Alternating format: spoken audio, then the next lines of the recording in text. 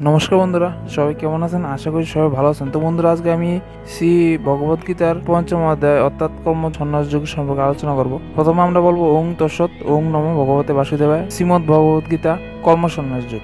অর্জুন বলিলেন, হে কৃষ্ণ, তুমি একবার কর্ম ত্যাগ করিতে বলিয়া আবার কর্মযোগকে শ্রেয় বলিতেছ। এই দুইটির মধ্যে যাহা শ্রেয় তাহা আমাকে সঠিক করিয়া বলো। শ্রী ভগবান বললেন, সন্ন্যাস ও কর্মযোগ দুইটিই মুখ্য পথ। ইহাদের মধ্যে কর্ম সন্ন্যাস হইতে কর্মযোগই শ্রেয়। যাহার দেশ ও আসক্তি নাই, যাহার সুখ দুঃখ দুইয়ের উপর বিরুদ্ধ ভাব নাই, হে মহাবীর, তিনি নিত্য সন্ন্যাসী, তিনি সহজে সংসার বন্ধন হইতে মুক্তি লাভ করেন। যাহারা অজ্ঞ তাহারাই সন্ন্যাস ও কর্মযোগকে পৃথক বলিয়া থাকেন, কিন্তু পণ্ডিতেরা তাহা বলেন না। একটিতে ভালোভাবে ধরিয়া চলিলে দুইটির ফল পাওয়া যায়। জ্ঞানীদের যে গতি হয়, কর্মযোগীরও সেই গতি হয়। যিনি সন্ন্যাস ও কর্মযোগ এই উভয়কেই এক দেখেন, তিনি প্রকৃত জ্ঞানী। হে মহাবীর, নিষ্কাম কর্মযোগ ছাড়া কর্মত্যাগ কেবল দুঃখজনক। কর্মযোগী কর্মযোগে সিদ্ধ হইয়া পরম ব্রহ্মকে পাইতে পারেন। যিনি যোগী, তাহার মন শুষ্ক, জিতেন্দ্রিয়, আত্মজয়ী ও সর্বজীবে সমজ্ঞানী, সে ব্যক্তি কর্ম করিয়াও কর্মলিপ্ত হন না। কর্মযোগী তত্ত্বজ্ঞান জন্মিলে দর্শন, শ্রবণ, স্পর্শন, ঘ্রাণ, ভোজন, গমন, স্বপন,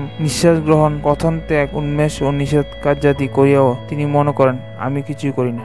এই সকলেই ইন্দ্রিয়গুলির কাজ। পদ্মে পদ্মে যেরূপ জল লাগে না, সেইরূপ যিনি ব্রহ্মের সকল কর্মফল সপিয়া মনে কোন প্রকার আসক্তি না রাখিয়া কর্ম করেন, তিনি সেইরূপ কর্মলিপ্ত হন না। যোগী আসক্তি ছাড়িয়া নিজের চিত্তশুদ্ধির জন্য শরীর, মন, বুদ্ধি ও ইন্দ্রিয়াদি দ্বারা কর্ম করেন। যিনি ঈশ্বর উদ্দেশ্যে কর্ম করেন, তিনি কর্মফলে উদাসীন থাকায় মোক্ষরূপ শান্তি লাভ করেন। আর যিনি স্ব উদ্দেশ্যে কামনাবশত ফলে আসক্ত, তিনি বন্ধন দশা প্রাপ্ত হন।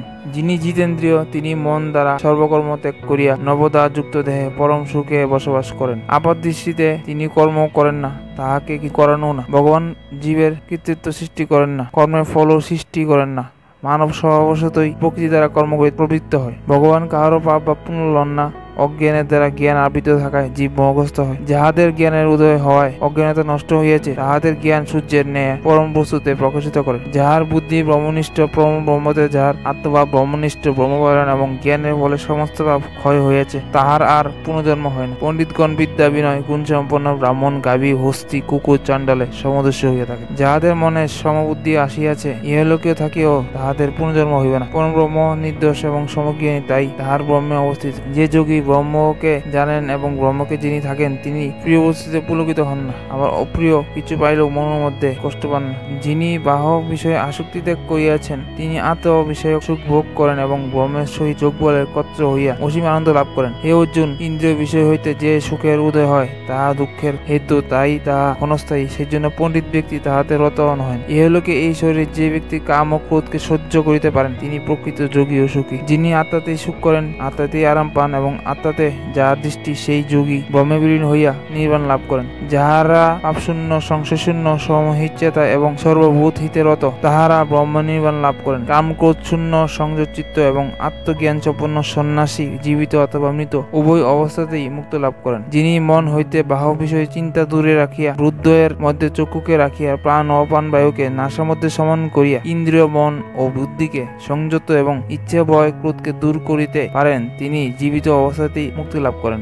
আমি যজ্ঞ তপস্যার ফল ভোগ করি এবং আমি সকলের প্রভু ও বন্ধু। এভাবে যিনি আমাকে জানেন, তিনি পরম শান্তিবান। ইতি কর্ম সন্ন্যাস যোগ নাম পঞ্চম অধ্যায়। তো বন্ধুরা, এটা ছিল আজকের শ্রীমদ্ ভগবদ গীতার পঞ্চম অধ্যায়। তো বন্ধুরা, যদি অর্থাৎ গীতার কথাগুলো যদি শুনে আপনাদের ভালো লাগে, তাহলে কিন্তু অবশ্যই কিন্তু চ্যানেলটিকে সাবস্ক্রাইব করবেন। সাবস্ক্রাইব করতে গেলে আপনি কিন্তু ইউটিউবে গিয়ে চ্যানেলটির নাম লিখে পাশে থাকা বেল আইকনে প্রেস করে কিন্তু সাবস্ক্রাইব করতে পারেন এবং পেজটিকে কিন্তু আপনারা ফলো করতে পারেন। পেজ এবং ইউটিউব চ্যানেলটির নাম অরূপ শর্মা। অবশ্যই কিন্তু চ্যানেলটিকে সাবস্ক্রাইব করবেন এবং ফেসবুক পেজটিকে অবশ্যই কিন্তু আপনারা ফলো করবেন, যাতে নতুন নতুন ভিডিও আপনারা পান। এবং ভিডিওগুলো কিন্তু আপনারা অবশ্যই কিন্তু আপনাদের বন্ধু বান্ধবদের কাছে শেয়ার করবেন, আত্মীয় স্বজনদের কাছে শেয়ার করবেন, যাতে করে তারাও গীতার সম্বন্ধে জানতে পারে, গীতা থেকে অনেক কিছু শিখতে পারে। আগামী দিন ষষ্ঠ অধ্যায় সম্পর্কে আলোচনা করব। তো আজকের জন্য এতটুকুই। নমস্কার।